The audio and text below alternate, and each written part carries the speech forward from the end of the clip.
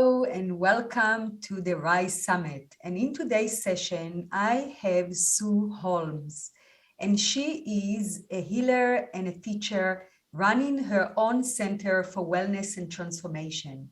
She is the founder of the Modern Shaman Academy, teaching shamanic energy healing and space clearing and geometry. Geomancy. Sue is a medicine woman, mystic, mentor, writer, songwriter, and singer. Welcome, Sue. Thank you so much, Nuna Seymar. It's a pleasure to be here. Right, so I just want to throw in there that Sue and I met in the jungle of Pachamama many years ago when we really came to do some inner work, developmental work. And so this is where our connection begins. And before we dive into the body of her work and what she does, I just want to ask you, Sue, to tell us a little bit about your past and what brought you to do the kind of work that you're doing now. Yes, thank you. So, I went through a particular life story of being affected by PTSD, and panic attacks and phobias, and with a longing to heal this, a deep sense of low self-esteem, of self-loathing, of worthlessness. And it didn't make sense because there was another part of me that was very adventurous, full of fun. And yet there was this one side to me that was so very hurt and broken. And so, after some time, I became more and more determined after trying to avoid it, trying to squash those feelings and being kind of, really in a washing machine of kind of cycles of pain and unhealthy habits. I became more and more aligned with a path of healing, and it took me on lots of different adventures around the world. But basically became more and more working within myself, and through that, as I found my path as a wounded healer, being able to, the more I transformed myself, the more I realized I had gifts to offer others.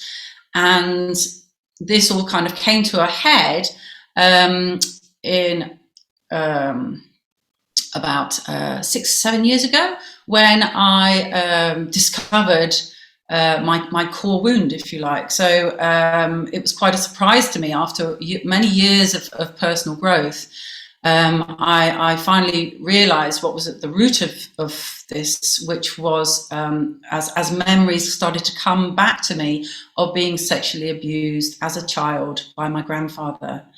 And so it was a huge shock, but it also then took me to the next level of my own personal transformation, whereby I went on a fast track of healing with all the tools I had at that point. I could really hold space for that process and, do the deep work that I needed to do, which was really at the root of everything. And then since then, I've really found myself, I'm still work in progress, but I've really flown and being able to, retrieve my true self, to transform a lot of this trauma into creative juices. And of course now, I've come through the menopause, and I'm about to turn 56, and I see myself now as coming, I'm a kind of a merry old elder with lots to share to others through my own authenticity, through my own sharing, by sharing what I've been through and how I've managed to navigate through that. As a wounded healer archetype, I'm now able to support others, and I've gathered some really strong healing tools along the way. So either offering one-to-one sessions or training courses for people who feel drawn to be in service in that way.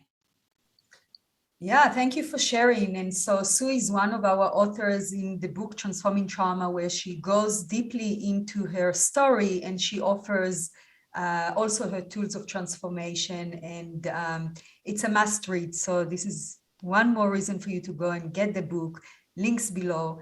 And so I just want to dive into your personal story, because in your case, you actually really suppressed the memory, right? So the memory was out the way, it was not clear, which is another trauma response, really, trauma coping mechanism to keep you sane, to keep you alive.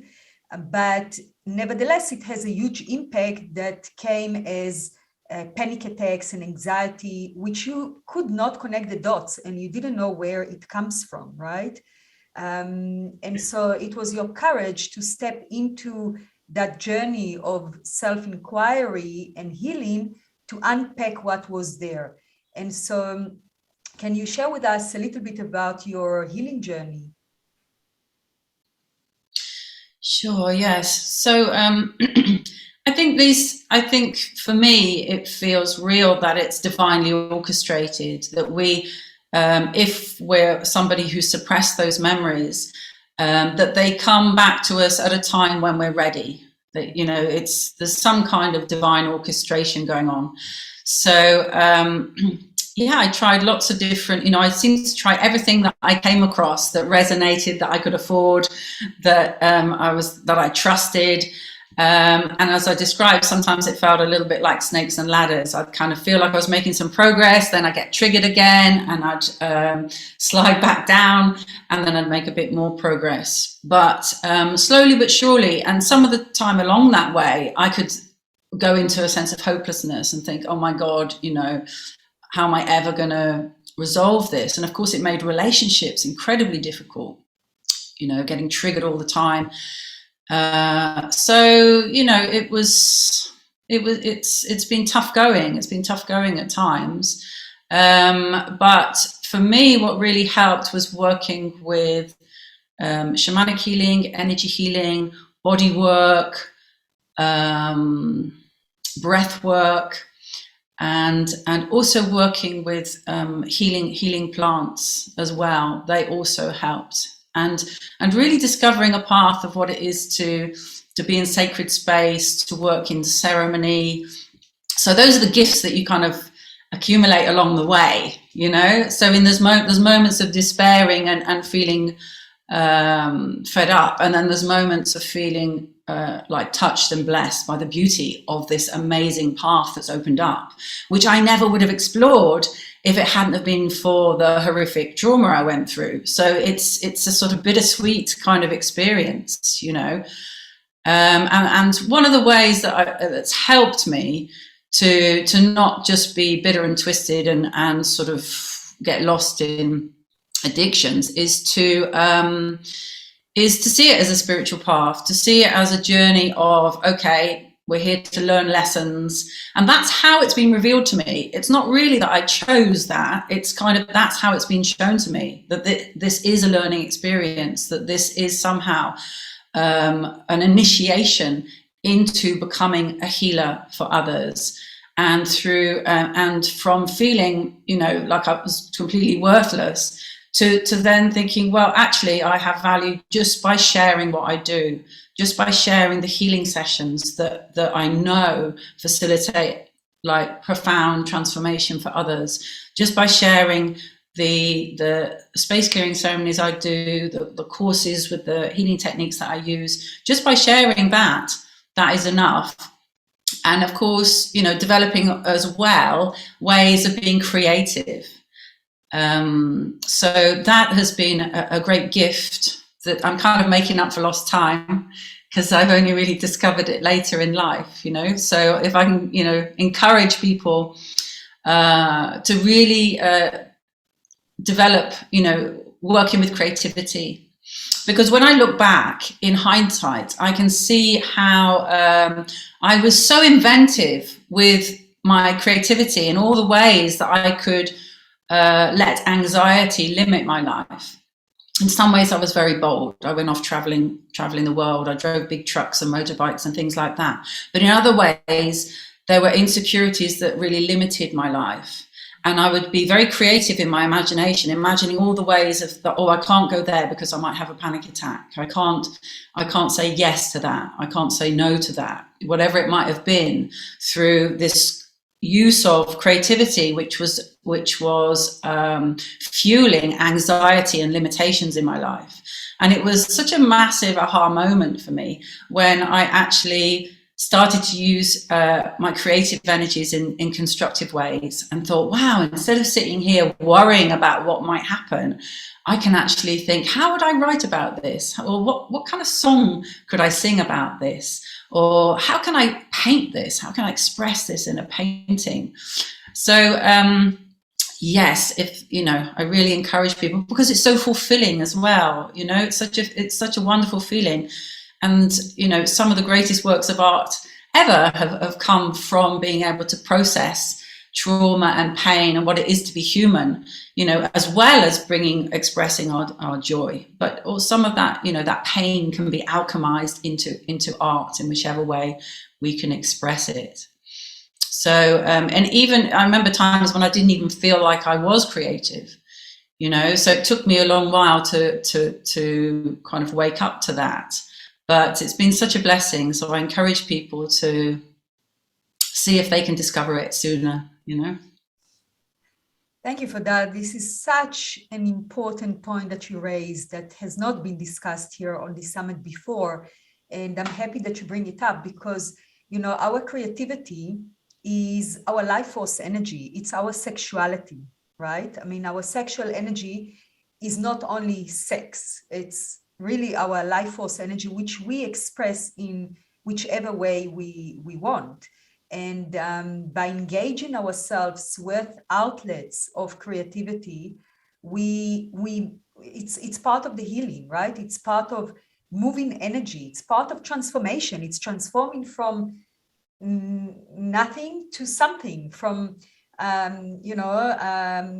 spirit to material, right? Because you create something from nothing. So that is transformation, and this is really healing, and this is one point that is really worth mentioning. So thank you for that. Yeah, and I think I look back at, there was many years when I kind of sat around getting stoned or having drinking alcohol or something like that, or even going out dancing, but which was much better. At least there was movement there and there was some joyfulness. But even though it was quite messy as well, because I was going out raving with ecstasy and things. But there was a lot of kind of inertia, and by actually by moving and expressing, we can actually really come alive in such beautiful and amazing ways. Right. And especially dancing is my favorite of all times form of transformation, of moving stagnant energy, because if you play music and you just let your body move, I mean, you don't even have to play the music, but it's just nice because that takes you on another journey, and you just let the dance you. So you don't dance to look a certain way or to draw any attention. You just do it for yourself to move energy. This is already healing. This is already transforming the energies in your body. And so, exactly. And I also love what you said, and I think I wanna highlight that again. That when you were going through your healing journey, it felt like you playing snakes and ladders. I love that analogy. I'm gonna, with your permission, use it again, because I really feel that it's so valid. On that healing journey, this is exactly how it feels. It feels that we reach in a moment of bliss, or of an aha moment, that we realize something, there is a completion of sorts, and we think, oh, we got it. And then comes the next day and we can slide down again and feel all those feelings again. And so I just want to say that it is really normal, and it happened to me as well in this way. I used to say that I'm going one step forward, 3 steps backwards, 3 steps forward, 2 steps backwards. So I really like this analogy of the snakes and ladders. And really what happens is that we forever dealing with the core wounded parts in our being, except the journey is like a spiral. So each time we see it from another perspective, from a higher view, from like an eagle eye almost. and we're able to go a bit deeper or have a better understanding and a better processing of what happened. So, you know, whatever you've been through is your processing for life. And it is, as you said, and I like to use that word as well, it is an initiation. It is an initiation that invites you to become who you meant to become through going into those dark underworld places, if you will, because that's where you gain the tools and the keys to transform first yourself and then share it with others. And this is the journey of the wounded healer, which I have not found any healer that has not been wounded, right? I think this is kind of the journey, right? You want to Yeah, exactly, because and that's why, you know, as you're describing it, when it's in that spiral, so instead of it being like a sense of hopelessness, of not actually moving, of recognizing, you know, never forgetting how far we've come, and saying, like, you know, when I look back at how I used to be and some of the ways I used to be, I hardly, you know, can hardly recognize that I was ever there. You know, I don't really think about that, apart from the fact that because I'm writing, I'm kind of revisiting those places and thinking, wow, you know, look how far I've come, you know. But in those moments, just to realize that we're now approaching it with a different kind of awareness. We've got more tools. So it's like, oh God, here comes that old chestnut again, low self-esteem or whatever it might be in some kind of form. And just being able to have more skills, more wisdom, more self-compassion, to be able to hold space for that and more quickly navigate back to balance, coming back to our balance, coming back to, like, okay, I just processed another layer of it from a place of more maturity, of more skills, of more wisdom, to be able to process that, you know. So yeah, and that's the thing I think that we gather is the tools, so that we can, it's not like we're never going to get triggered ever again, but it's just like when it happens, it's like, okay, I know how to deal with this, and I know how to care for myself and how to navigate my way through, you know. So that's what comes with time. Mm-hmm.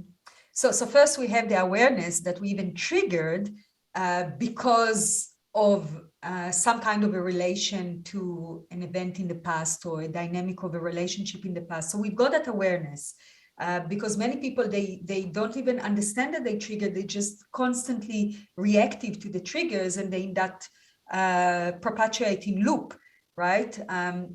So being able to recognize, oh, here's a trigger, and then be able to almost parent yourself, right? I like to say parent yourself, because you hold space for yourself as a loving parent will do, with compassion, with gentleness, with kindness, with love, and really trying to see what needs to be met, what will make you feel better, how can you nourish and nurture yourself at this time of difficulty. And when you have that enough inner strength to hold that space for yourself, you're good, you're doing very well, right? Yes, and this is also the path from moving from being a victim to taking responsibility, and, you know, coming out of that place of feeling like a victim, because we were at some point, to being like, oh no, now I'm the hero or the heroine of my own story. I can actually hold space for that, the wounded child or whatever part needs care in that moment, or whatever needs nourishment or protection or whatever it might be.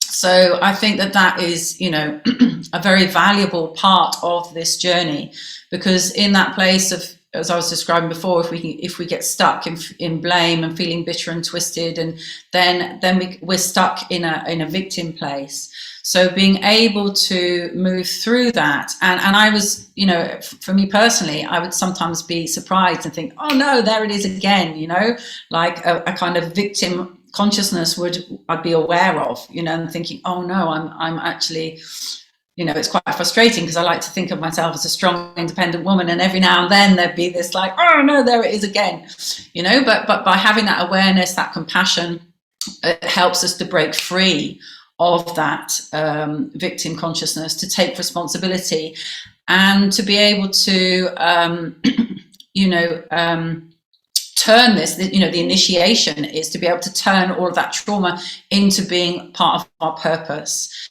And so then by being able to hold space for people authentically, you know, if somebody's gone through some kind of trauma, they don't want to go to somebody who's going to sit there and say, oh, I've never experienced that. Everything's been great for me, actually. You know, it's like you need someone who can actually go, yeah, I've been there. I've experienced shame, betrayal, despair, self-loathing, guilt, whatever it might be. You know, if someone's actually been through that, then they can really hold space for someone else. You know, it's like all people who are bereavement counselors have been through bereavement, you know, or a drug counselor has been through drugs. So by having had, you know, a lifetime of, you know, certain traumas, we then become specialists in being able to, of course, hold space for other people who are less far down the path of transformation than we are. And I guess that's, you know, the path of the wounded healer. The opportunity is to be able to take it as an initiation, take it all as being learning experiences, but it has to be authentic. We can't skip through from the trauma straight to being a space holder. We have to go through the snakes and ladders and all of the experiences of feeling lost, of feeling broken, finding our particular tools, the things that really help us, so that we can authentically move through to our own transformation, and then embody that, and that then becomes the transmission that we offer others as we become like the heroes and heroines of our own stories. Yeah, I love what you just said, and it is really the heroine journey. You can't skip, you can't jump ahead, and you can't spiritually bypass any stage of that journey. So it's really about owning that, transforming yourself, and when you have done enough work that you can, as you said, hold a safe space for others and really meet them on a soul level, and really have that almost heart-to-heart connection, holding the space for them, knowing that I know where you are, I've been there, and I want to shine the light of awareness and hope to let you know that it is possible to come on the other side. Yeah, absolutely. It's always heart to heart, and it's always magical and beautiful, you know, in the sessions, you know, to be able to see and to hold space for someone to have an authentic transformation in that moment. And part of the healing is about feeling and expressing and clearing some of the trauma that has been experienced, and then restructuring and strengthening our energy bodies, and then calling back home the parts of us that we lost due to that particular trauma. You know, the soul retrieval, as it's known in shamanic healing. And this is like, you know, the cherry on the cake, the reward at the end of the ordeal, you know, to be able to actually call that part of us back home, and be like, wow, I've got my true voice back, or I've got my innocence, my creativity, my sexuality, whatever it might be that became damaged or lost along the way, and to be able to reclaim them, our dignity, you know, all of these things when they come back, and self-esteem when they come back. It's it's a wonderful experience to be able to do that, you know, and to know that is possible. Because otherwise, all the parts of us, when you know, from my experience, when I felt traumatized and hurt, then it was like there was space inside me where I'd lost these true parts of myself. And then in an attempt to fill that, I've been filling up with, it could be food, it could be drugs, it could be shopping, you know, whatever, alcohol, whatever else we might be looking for, or becoming codependent in relationships, you know, filling myself up with being focused on somebody else, you know, and then to finally actually, you know, come to the point when I can bring those true parts of me home and think, okay, now I really know who I am, who I'm meant to be, and I can really reclaim my life, you know, because that's the thing. I don't want to carry on limping my way through life, only half expressing it. I want to, as much as possible, be able to live life to the full, to really honor my truth, and to support others to do the same. So beautifully said. I had goosebumps running all over my body when you were speaking, because this is really my wish for the audience. This is really my, you know, my legacy, that you don't want to go through life holding all these crutches, you know, in a form of addiction, or in a form of, as you said, all different kinds of dynamic, you know, dynamics in relationship, or drama, or living somebody else's life. You want to really access your true gift. And you can only do it when you are at home. And being at home, it means embodying yourself completely in this temple body that you received for this lifetime. And so for me, healing is the return to wholeness. We are coming here completely whole and you know, perfect in this human sense.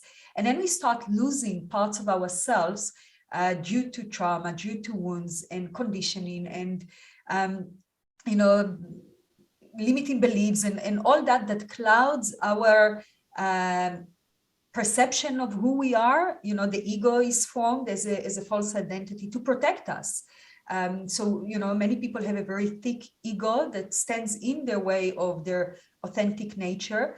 But also what happens due to trauma is that we actually lose parts of our soul that is kind of chucks out of the body and hovers in the ethers, because the body maybe didn't feel like a safe space to be in. So that is, again, the body's amazing self-protection mechanism. So, you know, if that happened, then it's a blessing, because that's what saved you and that made you be able to at least navigate through life with all those crutches. So whatever was there for you to assist you on that rather challenging journey, it's okay. It's to be embraced and accepted and you know, and lovingly then released, you know, because now comes the time that you are not the young child anymore, or you are not in that traumatic circumstances, and you have become definitely older and wiser. If nothing, then time makes that. Then this is the time that you can start releasing and really releasing all those blocks and calling yourself back home, right? Yeah, absolutely. I mean, I didn't even get my memories starting to come back till I was 49. You know, astrologically, it's kind of Chiron's return, the wounded healer, you know, beginning of the menopause. I can see, you know, how it happened for me that way. But I know that for others, it comes earlier. And because I was very young when I experienced the abuse, it was between the age of 3 and 6. So I was very young, but I know of some people who blocked out memories even as late teenagers, you know, so it is possible that can happen at any age. And I think that, you know, it can be a very confusing experience when those memories start to come back. You know, as I describe in my chapter, you know, you've got these memories coming back, and in the meantime, we're still having to navigate our adult responsibilities, going to work or whatever you have to do in your life, and processing all of this childhood or younger life trauma coming up to be processed. So it's a lot to be able to hold, and it helped for me to write it down, to write down whatever was happening, whatever I was experiencing, exactly as I remembered it. So helped me to have that written down, and I could refer back to it. And then as I was having different experiences and working with different practitioners, working in different ways, and how it all started to unravel and come out. So I think that helped me, and that might be helpful to others to write it down. And as I also share in my chapter, I think it can be helpful to be selective of who we share with when we're very raw and it's very vulnerable, because not everybody can hold space for that. And some, and not only are we dealing with the process of it, but we don't want to have to deal with somebody else's projections if they're not ready to hear it. So as a healer, I've seen people have different experiences when they've gone to share with their family, or people who knew the abuser, for example. Some people are held with a lot of kindness and support, and it's a very bonding experience for them to go through with their family as everybody kind of grieves and supports that process together.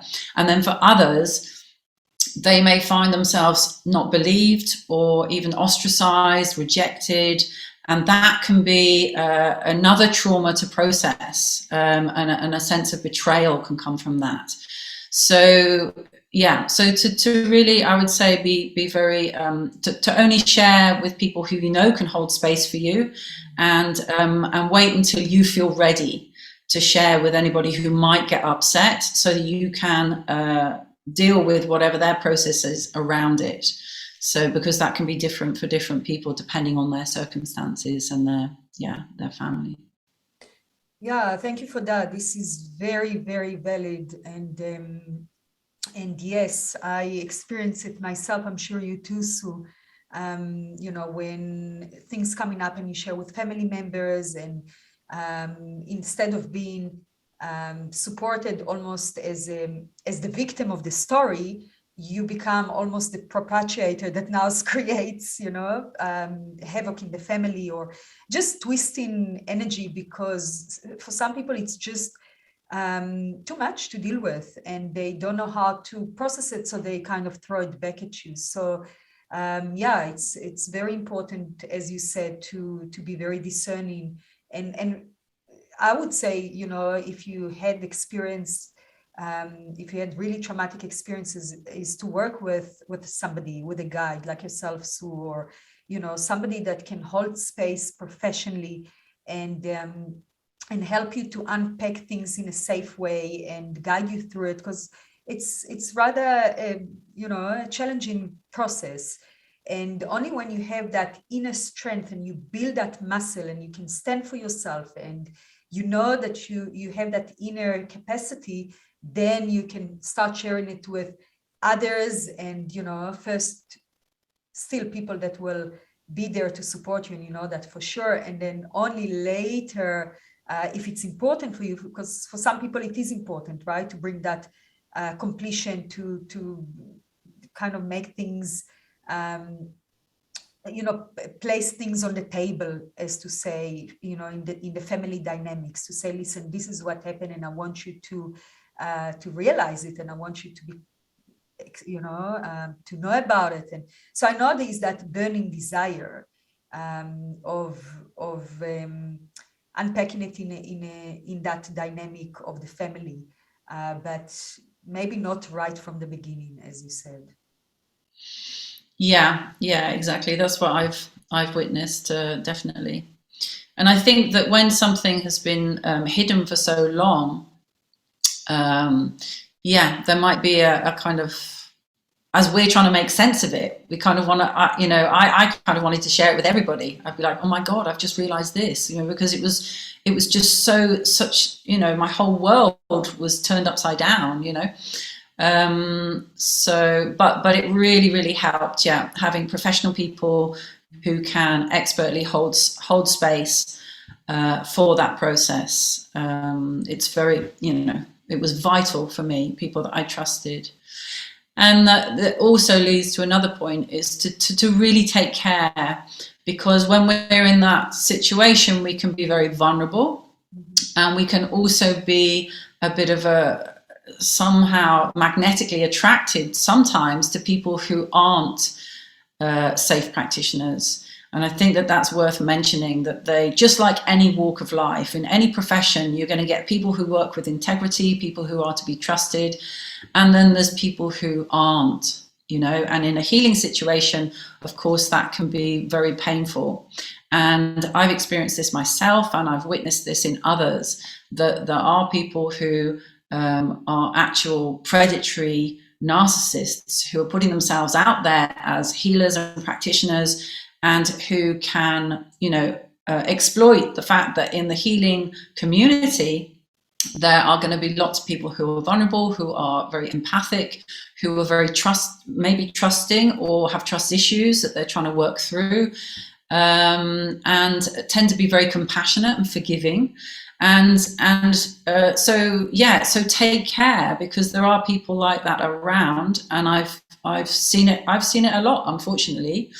And so I think, you know, take time to choose who you're going to work with. And of course, those kinds of people will always have, they're expert manipulators. That's just the way that they're wired. So they're going to have people around them that defend them, that put them on a pedestal. So it takes a bit of time to really research and think, okay, is this somebody that I really want to trust and open up to? Or, don't dismiss the stories. If any stories come to you of saying, well, you know, I have heard that there's been complaints about them, you know, really take that kind of thing seriously, because I've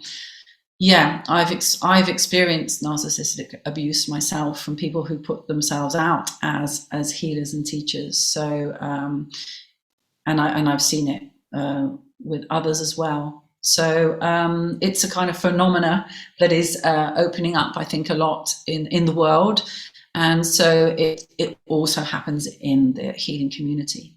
So, if you're ever in a situation where things just don't feel right, and, you know, I would encourage people to research the kind of the terminology and the red flags around narcissism, narcissistic abuse.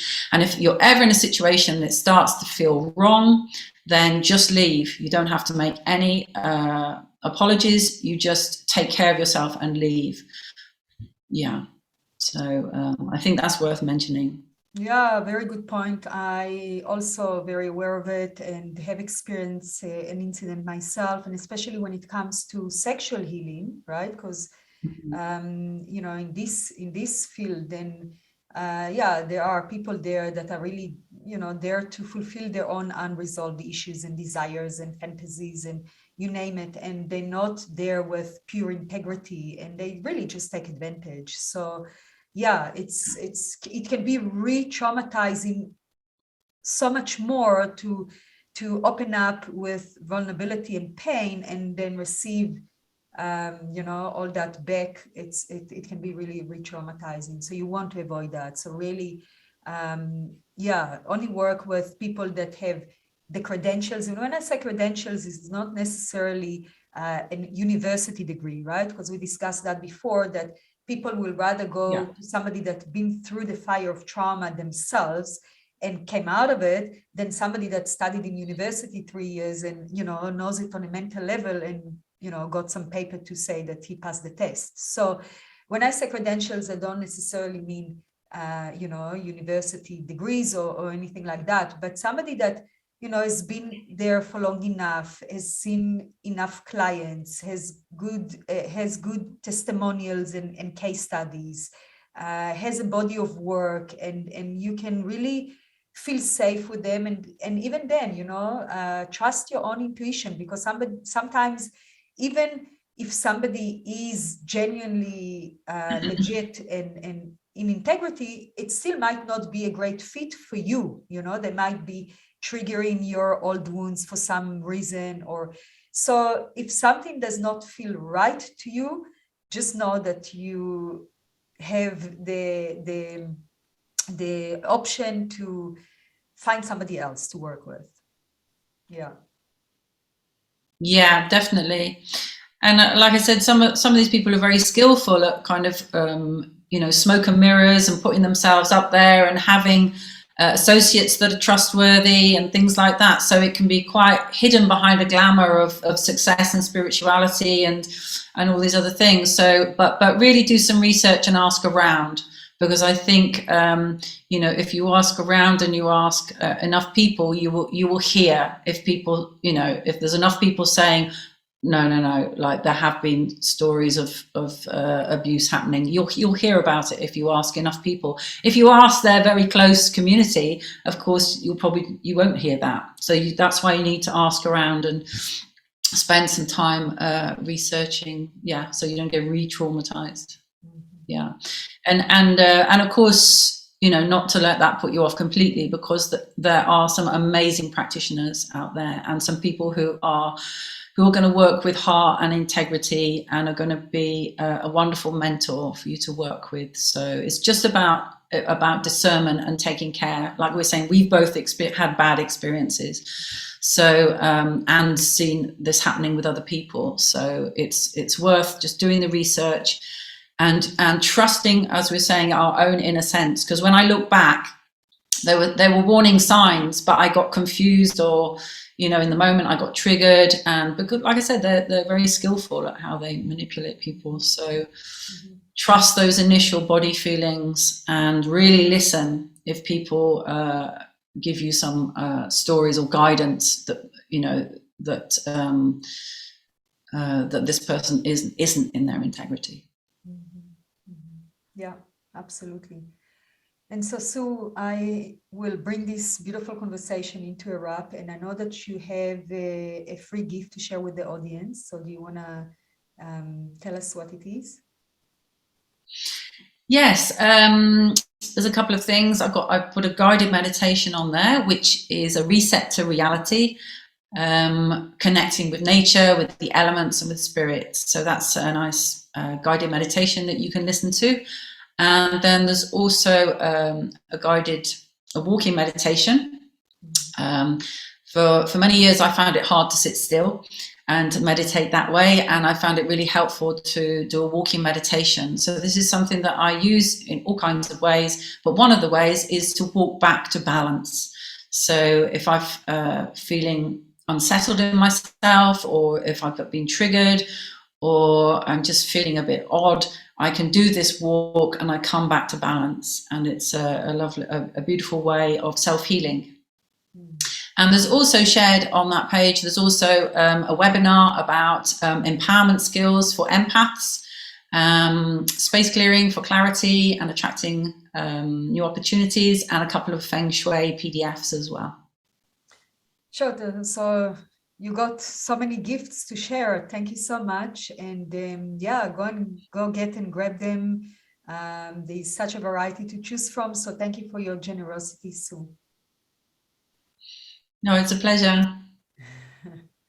And thank you for the work you're doing, and thank you for your own journey. You are a self-made woman and you are inspiring, and I'm proud of you and what you do. And yeah, keep shining. Thank you so much, Nunseima. Thank you. And same to you. Thank you for inviting me here, and thank you for all that you're sharing and inspiring others, and the book. And I'm delighted to be, you know, a part of the book that you've created. And I'm also offering, you know, one-to-one sessions if people want to work with me online or in person. I live in Sintra in Portugal, but I can work online with people, helping people go through beautiful transformations in one-to-one sessions, and also training courses. If anybody feels inspired to become a healer for others, to train how to and receive lots of healing in that journey, but also develop and gain some really great skills to be a shamanic energy healer. Yeah, sounds great. And we'll have all the links in this page below, so you can go and find Sue on her website and through all her beautiful gifts. And if you call to work with her, don't hesitate. She's I can say that she's approved. She's in integrity. She's the good one.